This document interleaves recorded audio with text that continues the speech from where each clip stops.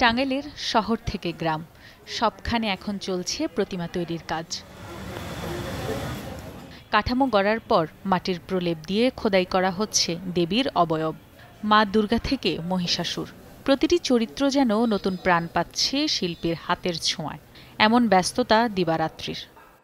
এবার প্রতিমা বেশি অনেক আমরা খুব কাজ করতেছি।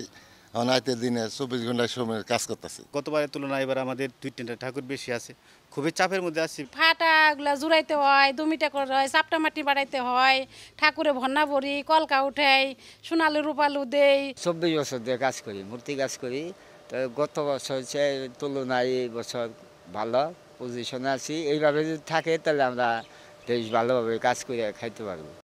মণ্ডপ সাজাতে ব্যস্ত আয়োজকরা, আর পূজা ঘিরে জেলায় নিরাপত্তা জোরদারের দাবি পুলিশের।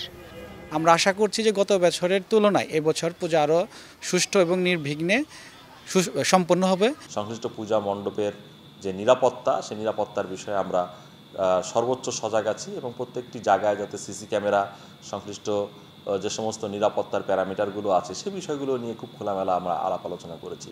এবছর জেলায় মোট 1250টি মন্দিরে পূজা অনুষ্ঠিত হবে। Desk report, channel 24।